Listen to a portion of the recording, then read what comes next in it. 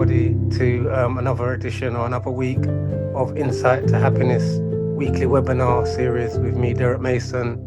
Um, let's begin. So this week I was wondering what I should talk about, and as the topic is insight to happiness, I know that certain times I've noticed before I got this understanding that my happiness had to come through the insecure thinking that I had.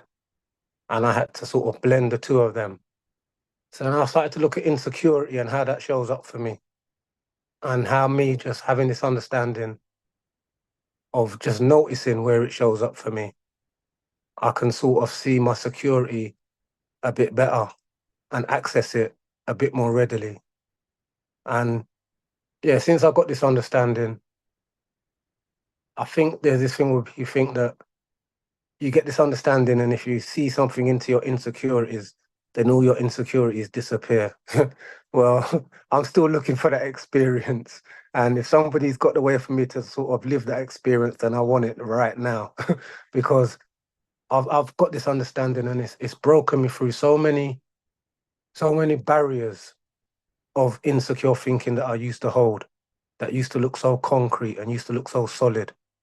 But yet I can let the smallest little bit of insecurity trip me up.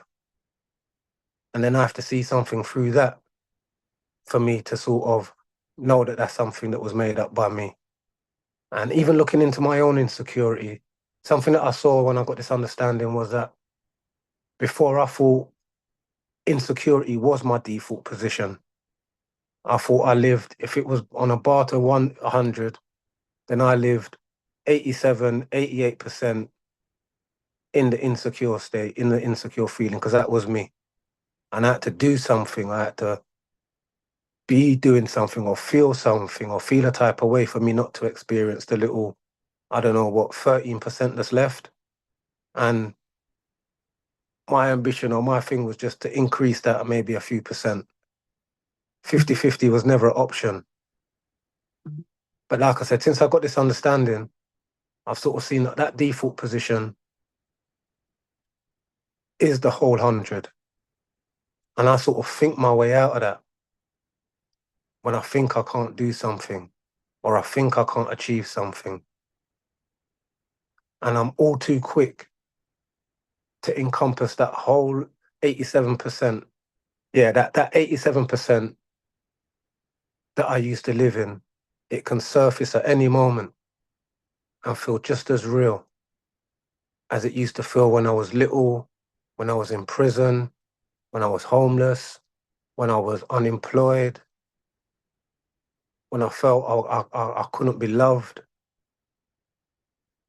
It's all got the potential to surface at any moment and for me to encompass it. And like I said, this understanding I've seen through so many things that I would have thought were insecurities, and not being able to spread that across other areas until I see it in that area for myself. And I take that bit of bravery and see it for what it is. And like I've been through so many, I've got the list. I don't think there's anything that I've interacted with or anybody that I've interacted with that I haven't had some space to create some sort of insecurity or some sort of insecure thinking about what am I doing there? I'm above here. I'm too low to be here. There's never that spot that where I just feel just right and I just fit in. Like a webinar, how comes there's so few numbers? Oh no, how comes there's so many people? Like that middle ground of where we find our security is sort of non-existent. It's non-existent. And like I said, there are so many areas where I know I can create that insecure space for myself and start to doubt myself. Even what I'm trying now, I have doubts about myself. And those are all based on, like I said, that 87% of my life, what I used to live from that insecure space. But when I noticed the 13% and believe that that can stretch, that can be 100%. It's probably never going to be, but there's a possibility that I could be working off of just a little bit more than 13%. And the more I notice that, each little barrier that I break through, each little bit of insecure thinking that I manage to see myself through, just manages to bolden me or manage to give me that little bit of faith that the next insecurity I see, which is going to look totally different, it's going to feel much worse, but I'm going to be able to find something to see through that again. And my securities lay in all different places where I wouldn't even begin to mention because they're so vast. But while being in prison and thinking that the view of someone like me to the average member of public is somebody of not much worth. And I would buy into that. And I would feel that insecurity. And I would know that when I come out, I wouldn't really want to tell everybody about my past or my history or what got me there or what kind of childhood I've had. Because all of those things, you're just opening all little vessels to insecurities that I could speak of. But to know I can share about those things and not see them as insecurities. See them as something what I used to hold as insecurities. And now I can see through those. Now I can get an understanding that that security, that space that I'm looking for, that all too often I look outside of myself for, that is my default position. When I was a little baby, when I was a little toddler, that security was alive and well in me. And it didn't have no intellect attached to it. It had a feeling. And it's about getting to know and understand that feeling again. Familiarizing ourselves with that feeling. And we know the difference. We feel the difference. It's like certain times I've been for certain positions or been for certain things that I thought maybe I couldn't do. And then I get into a space, I get an offer, and then I'm floating because everything's possible. And then out of nowhere, I get a bolt, a thought just comes in. Why are you trying that? You know you can't do that. You're an idiot to try and do that. You should just do this. You should just do that. And that feeling can become really alive if I give it steam. Because that feeling there is working off of old intellect. It's working off of old thinking. And if I can recognize the difference, then I definitely will not buy into it. And I can see it, but not buy into it. And again, this is the ride that we ride, where it's okay to see it and not pay any mind. And again, it's okay to see it and buy into it a little bit. As long as we can notice the difference in the feeling of what we want to be, in the feeling of what we want to do, through those insecure spaces, through those spaces where I never thought I could talk about money or my lack of it, because that said something about my status in the community or my achievements in life. And at the end of the day, basically says something about who I am. To know all of that was built up by me. And the way I see that is that I'm the only one to see it like that. the specific way that I see it. And to know I can survive as long as I can eat and I can shelve myself, hold myself, and do the same thing for my children and my family, then all other insecurities that are built up around that were all false. All false. The security that I look for in all areas.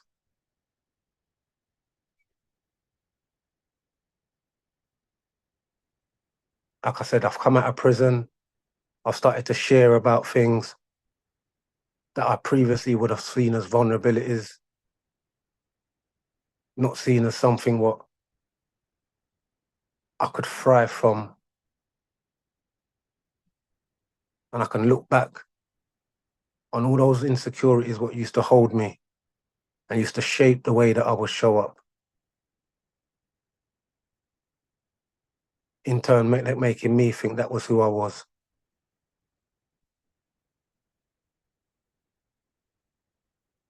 Making me think I was that insecure person. Insecurity was something that was in me.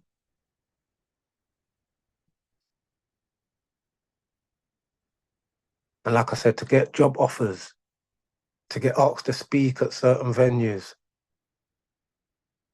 to start something of my own and get good feedback.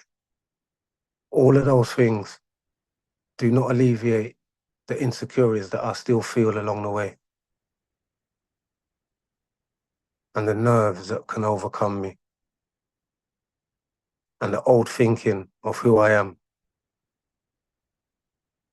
surface. But I'll say this all the time, I follow the feeling. And sometimes that feeling is just amazing. But my outside environment, if I get too intellectual about it, the insecurities will surface. And this understanding is a moment to moment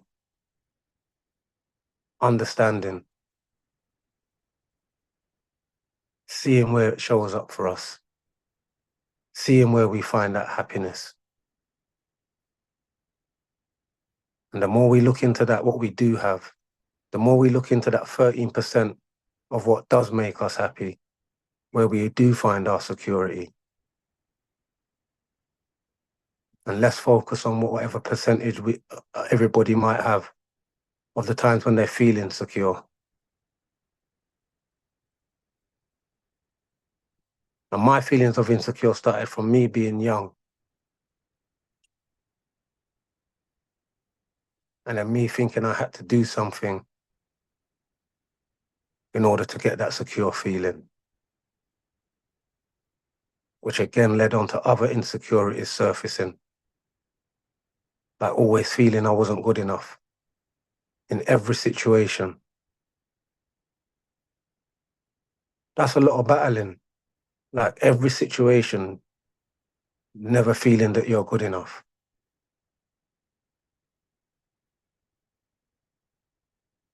When you can take that off of your shoulders with the potential that maybe you're good enough for every situation.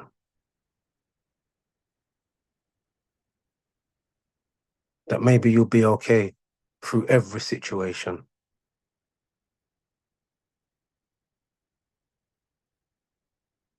And that security that we're looking for doesn't come from our situations.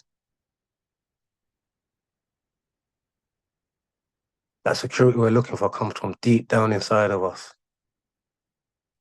which is there already, and it can't be damaged. It can be clouded over. It can be mistook for something else,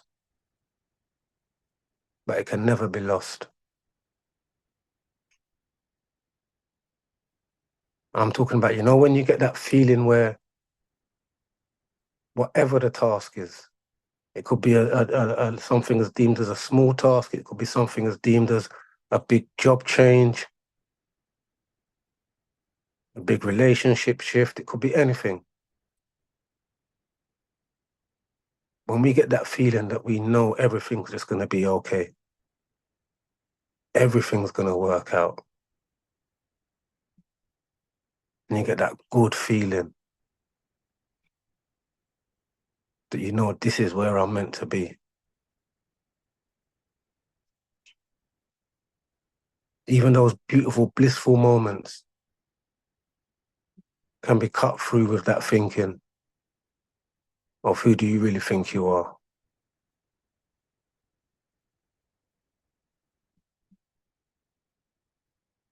Those feelings of we can, that's our connection.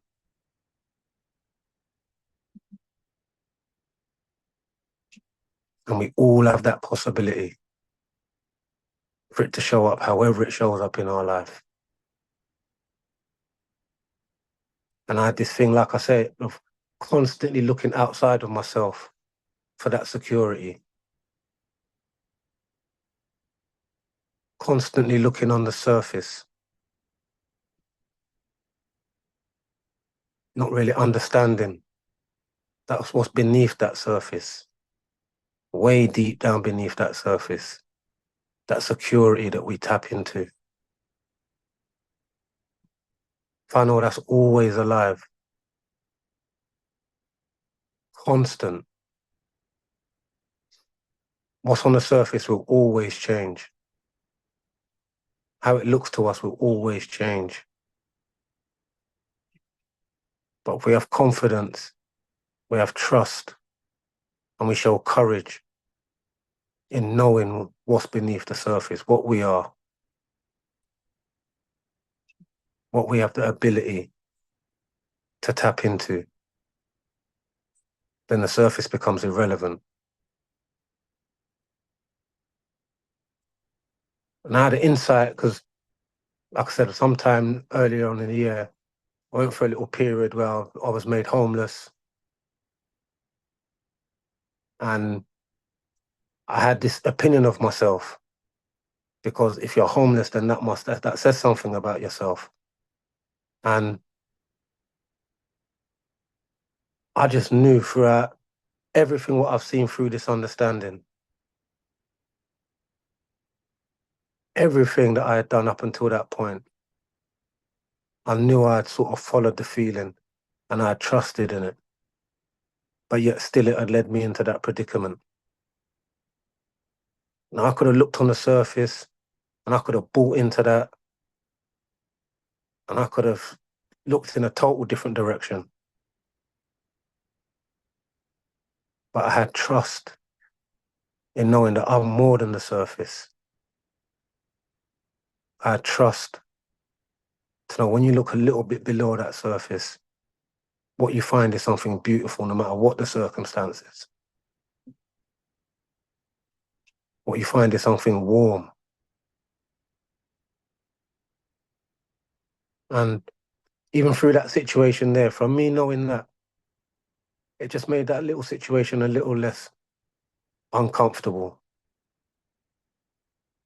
And when a little bit of light appeared, I saw it for exactly what it was. And I saw that what opened that door was me being willing to share and be vulnerable and to lay my insecurities on the table. And maybe if I would have held on to my insecurities, maybe if I would have held on to my pride, it would have worked out a different way. But just by me noticing that sharing something I thought to be vulnerable, sharing something that I thought to be an insecurity to somebody who might not see me in the same standing if I was to reveal something like that. A lot of intellectual thinking, but to just let go and see how things can unfold in a direction what is easily for us, which is in the flow for us.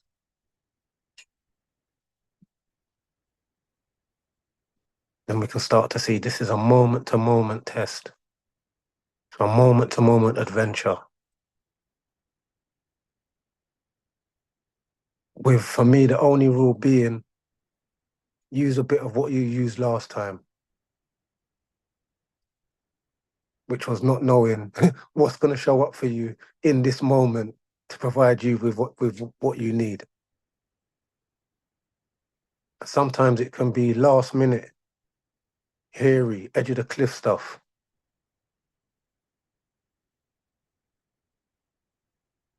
Sometimes it all appears clear and we're going in the right direction. It all feels rosy. And we can get a bit complacent and thinking we know what's coming next. And that's the beautiful thing about this understanding as well, because the insecurity I had, I thought I had to replace that with some form of knowing. Some form of security meant knowing.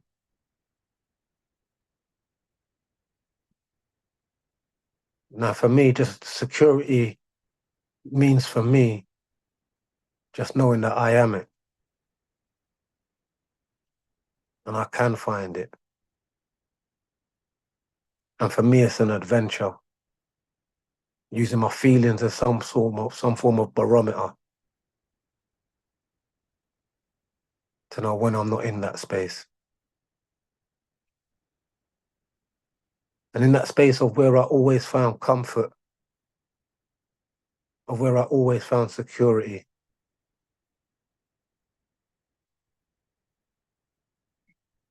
it's starting to look a bit different. I'm being offered the chance to either push up against that or stay in that secure, that space what I would call comfort.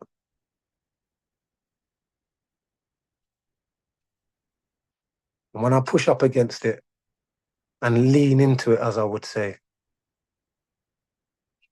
as I've realized most of the time, my thinking about any given situation or any given insecurity I might hold always turns out to be worse than the reality of the situation.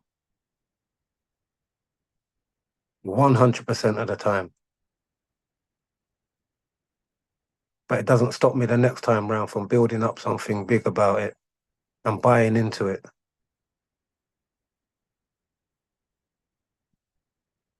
And just knowing that's how we operate as humans. We have the thought, we have the ability to see through it. We have the insight, we have the ability to think our way out of it. There's no right or wrong. It's just seeing how it shows up, seeing how it makes us feel, and then seeing if we're brave enough, if we're courageous enough to look a bit deeper in ourselves, to stay there a little bit longer.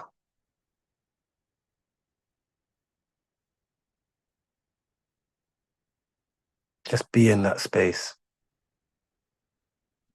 of maybe quiet, or maybe that space of peace, maybe that space of happy. And just be there for a moment.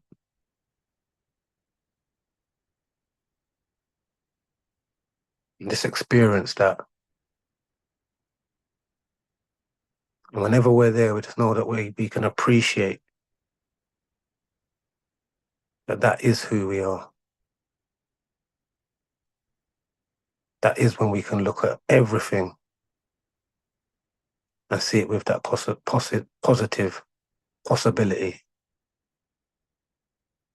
Even the impossibilities. And I say that when I first got this understanding, I didn't have much of an opinion of myself. And I would have got this understanding and I would start to see I'd made all of that up myself. But that could have no way of being true.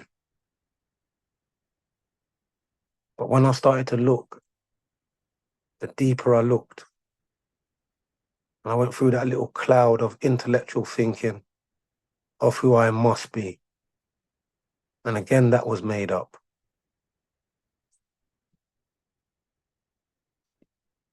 And I found a level of who I was that I can hold a mirror up to any situation I'm in. I can overcome.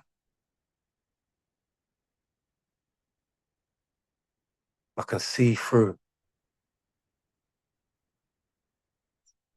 And not all the time.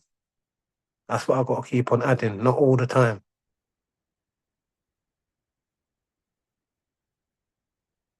There's bits where we look and it looks so solid. It looks so fixed.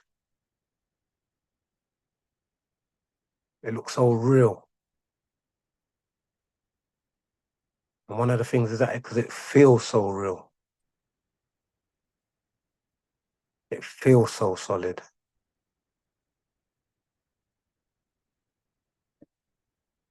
And we can't just say, oh, that's my thinking. Because sometimes just my thinking just ain't enough. Everything's screaming in that direction.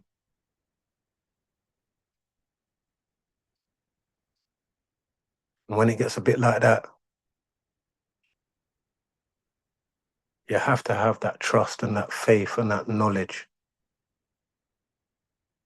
in what got you out last time was going to be totally different, or is going to be totally different to what gets you out this time. But it's knowing who we are and how we get out of that that counts. And I'll always say this, it's just a noticing. From we notice the thinking that does work for us, and we notice the ones that don't, the thoughts that don't serve us, we can get into a habit of not paying them that much attention, not feeding into that insecurity, seeing that we can find security everywhere and anywhere because it rests within our heart. Just like the fundamental things that we survive on, like love. We live off of peace. And we can feast on happiness. Those are the things that are innate to us. Just like our security.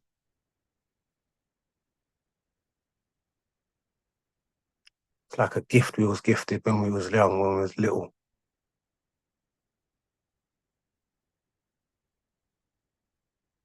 But we also have the gift of thought to draw us out of it.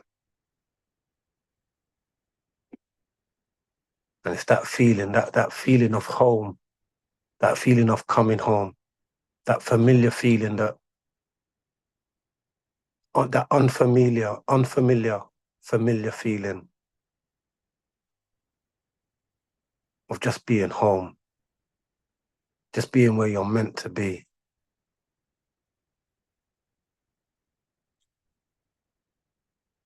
When we slow down enough to notice, we notice that we then have that ability, like I said, to turn the ratios around. I know that we can live a lot more in that secure space.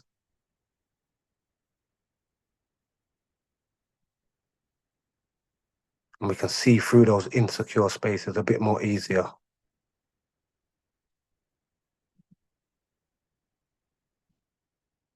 We can see those insecure spaces as fleeting moments.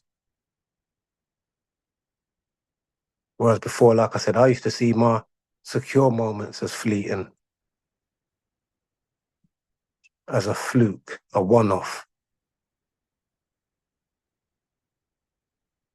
But to actually know that was actually the thing that was making the cogs work.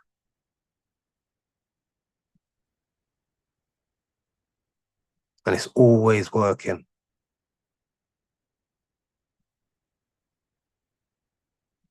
I only have to separate myself from it.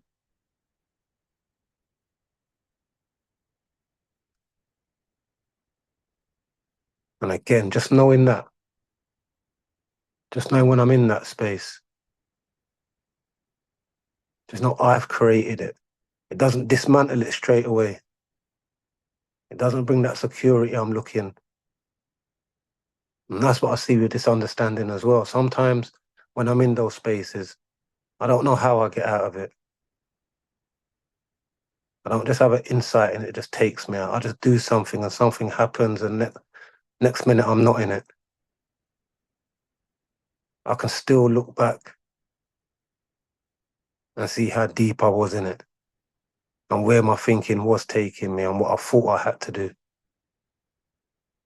And again, see, I didn't really have to do any of that. I just had to let nature take its course, the nature that I'm a part of, the nature that I trust takes care of me.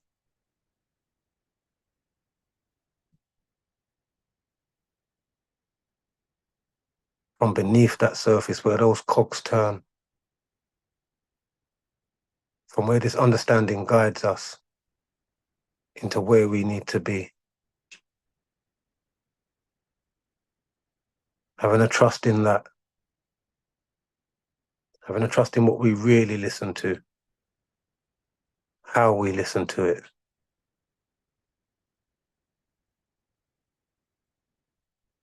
Can open us up to some beautiful things.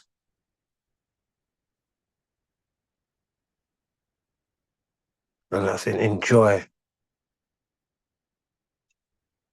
beauty in spaces where we previously thought there was no beauty there. Have fun in places where we thought there was no fun to be had there. Just open up. Make everything a possibility. Where it previously might have been an impossibility.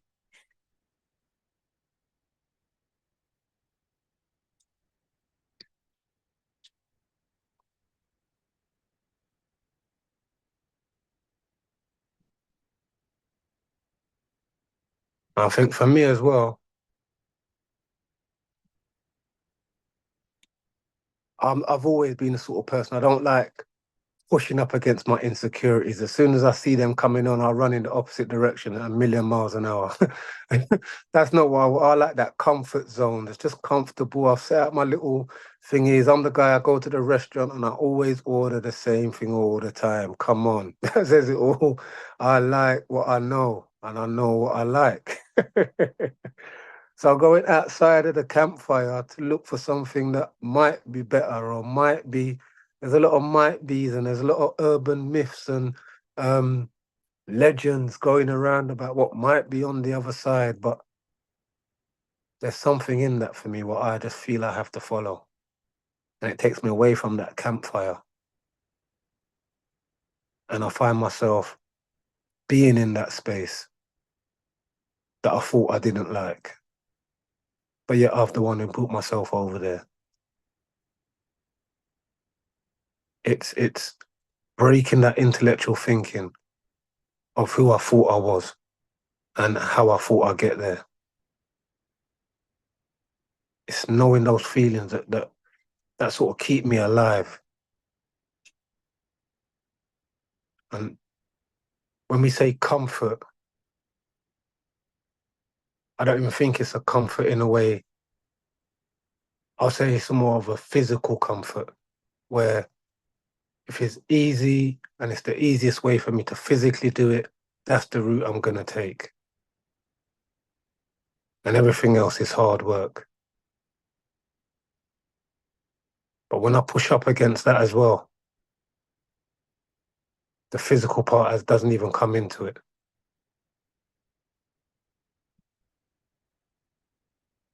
The security that I find in my space, in my head, covers absolutely everything. So then where I now define my comfort is in spaces right on that edge, right in that space where the unknown, and just know that there's something out there for me. And what's out there for me is that security in me that I've been looking for. When I get off of that, I think, Alfie, you drew on it the other day, when you get off of that brook on the side and make that dive or jump in or do something, that's the space we can start to find our comfort. And even to draw it to the physical aspect, is what I'm saying. I done a bungee jump a few years ago, like way a few years ago, and I saw them do it. And it's one it was in Greece, I think, and we flew in. When you fly in, you can see the big bungee pole sticking out on the beach, and we all look. And I just thought, I'll never do that. That's crazy. My friend done it, and then when he done it, I thought, okay. I started to entertain the fact. Then I said, all right, you know what? I'm gonna go. I'm gonna do it. I got on the platform. It took me up, which I'm already past the point of no return, and I was thinking, I can't. What the hell? I've always said I could never do this. The first time I done it, the thrill or the excitement that just ran through my body. I saw there's an expression, what they call like an adrenaline junkie. I've done it again another two times. I've done it backwards as well, like straight after. And it broke all barriers of what I thought I could do or what I thought or who I was. And I haven't done any since. I haven't done anything like that since. But it's just showing to me the barriers or where I find happiness, fun, enjoyment. And maybe it isn't sitting on the side watching everybody else do it. Maybe it is getting a bit involved and breaking those barriers. And it doesn't have to be so extreme. It could be something simple as something as trying something new on the menu. It could be simple as answering something different to somebody what you've always answered the same thing because you sort of knew the outcome. Just looking for these little spaces, these little indicators that are pointing us in that direction. If we know our feelings are truly an indicator, then we can follow all feelings and just have a look and see, is there another option? Is this what I've got? Is this all I've got?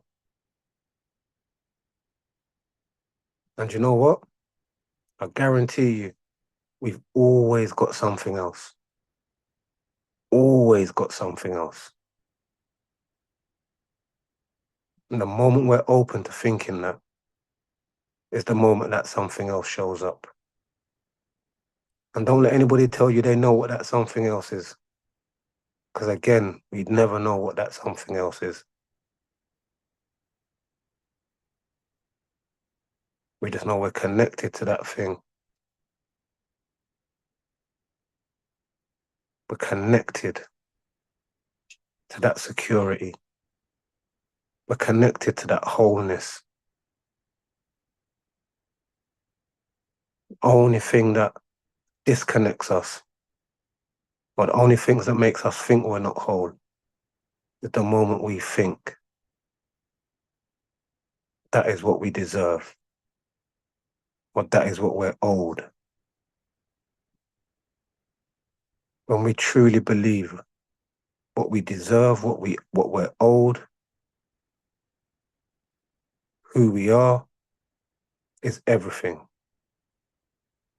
And it cannot be diminished. Cannot be belittled. Cannot be broken down.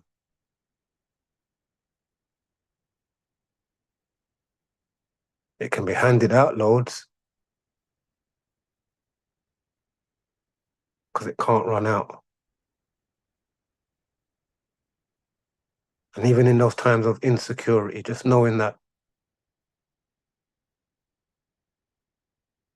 just might make that little time of insecurity feel a little bit shorter. Or it doesn't feel as drowning.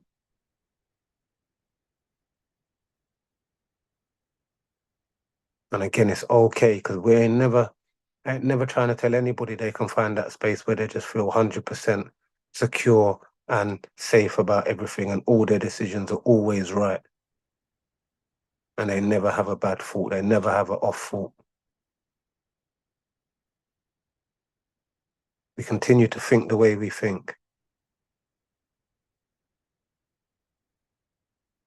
But again, like I said, for me, the key about this understanding is the awareness.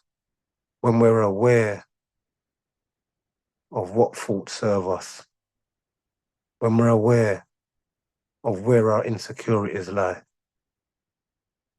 when we're aware that we are that insecure, we are that security, then we can feel it and inhabit that space a bit more often. And then that's when it opens us up to take us to places, experience things that you have to say, oh, is that me now? I do that sort of stuff now. And that's the era we're talking about. Oh, you eating that? Oh yeah, that's the sort of person, that's what I do now. There's no labels on it. Oh, you're going down that place? Yeah, that's where I go now. There's no limit on it. We have to just follow our own.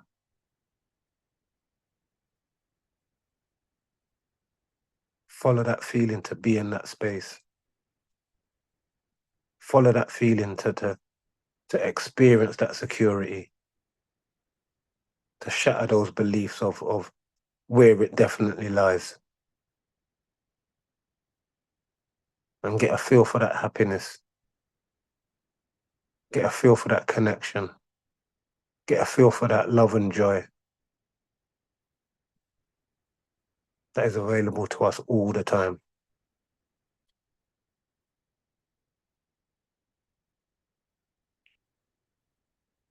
I'm going to leave that there for this week. If anyone's got any questions or comments, I'd love to hear them or take any questions.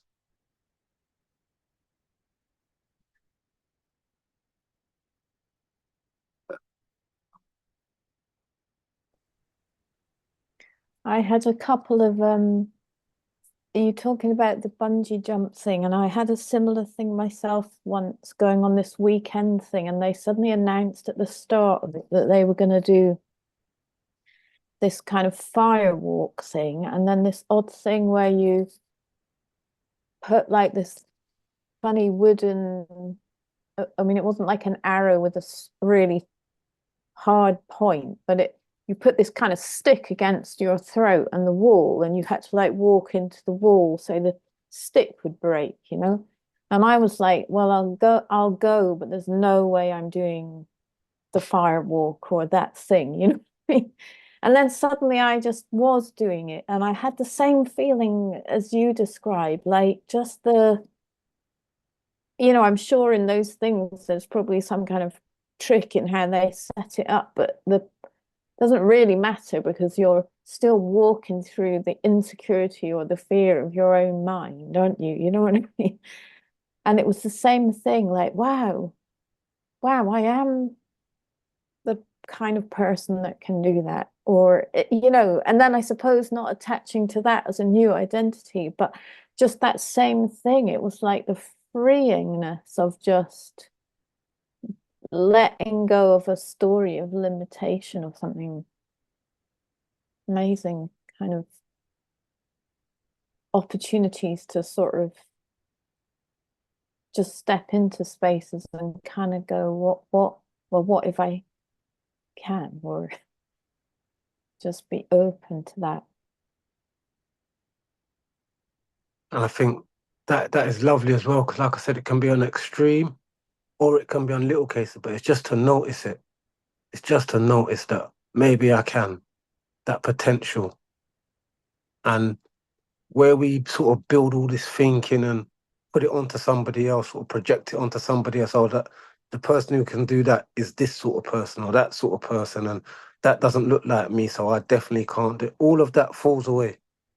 All the preconception, and just a world of possibilities, like maybe, but maybe. And it's those maybes that tune us in to that security of not knowing that we can, but knowing that we may, that the possibilities there. And that's why I liken it to that think of success, where we place success. I saw this thing the other time where I think it was a World Cup, and a real little team made it far, and I think they got to the semi-finals, if not the finals. And when they did eventually lose, there was our commiserations, and but I saw the joy, and when they actually got to the final, I said, that's their success right there. They showed up, they've come, they've made it into no matter what happens after that, they're winning. But let's take it back again, because they shouldn't have even qualified to actually get to the World Cup finals.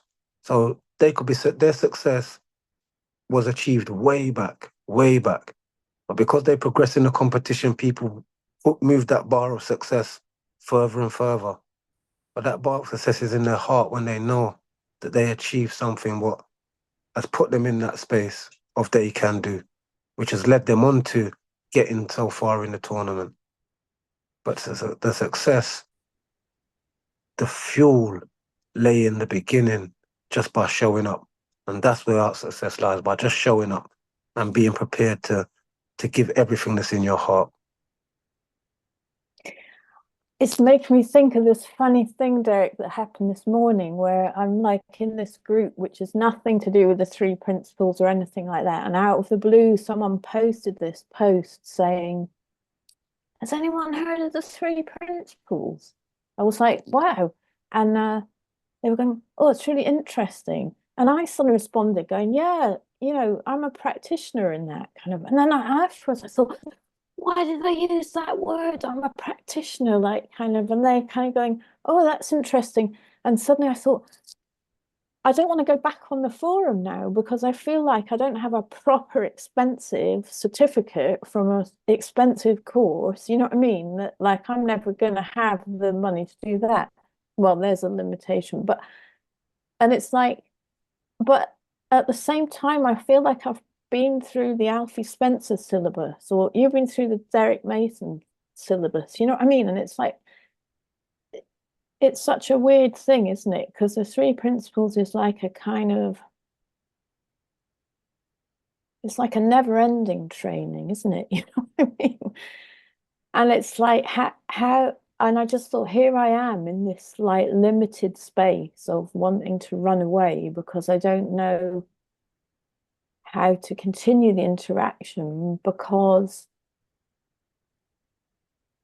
yeah, I've put that limitation on myself. Like if I'm not a person with a big proper certificate, then I've got nothing of value to share or offer in that kind of realm or something.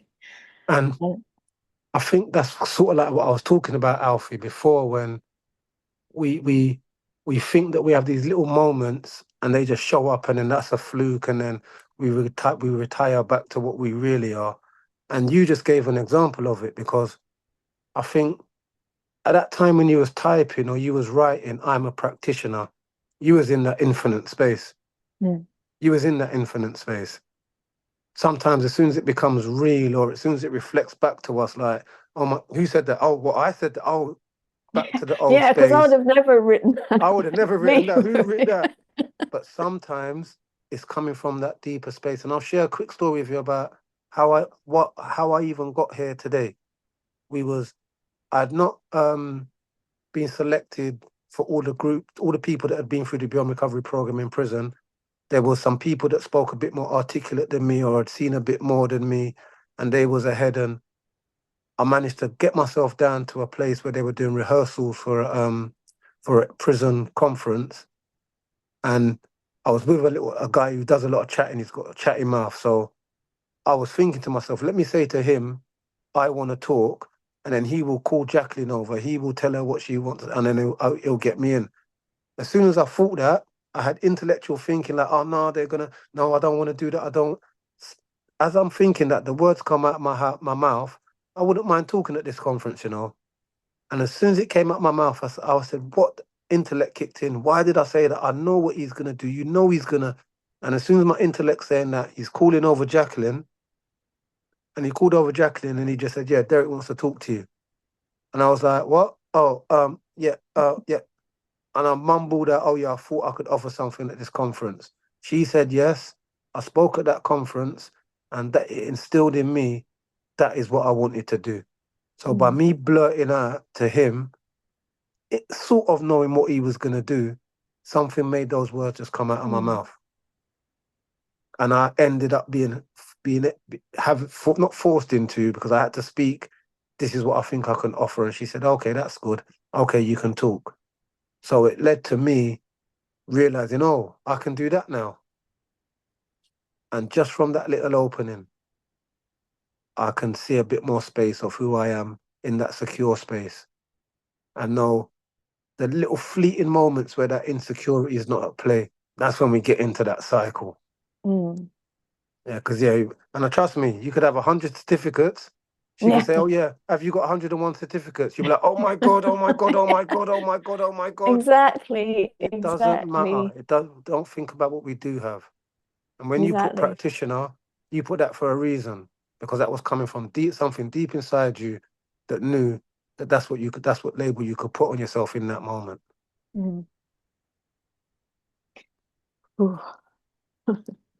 And I know it's like I said, and breathe. And I know exactly what you're talking, because this is exactly what I was talking about. And every fiber, every 87% of what I thought I used to be is piling into that argument of I need X, Y. Oh, I'm glad things she never mentioned X, Y, and Z, because I definitely haven't got that.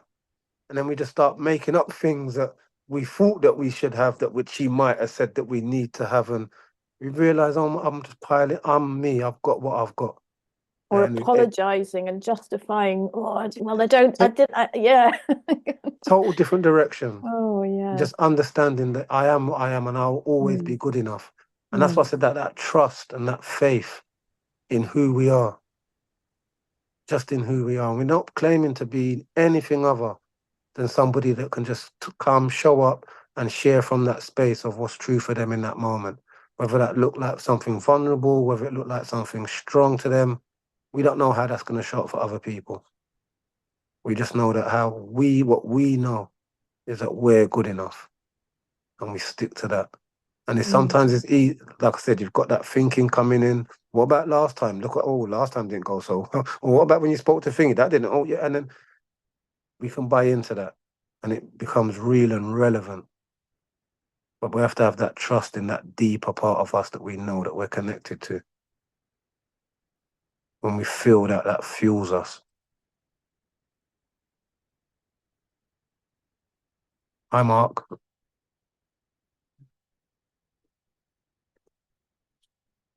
Yeah, we've got one.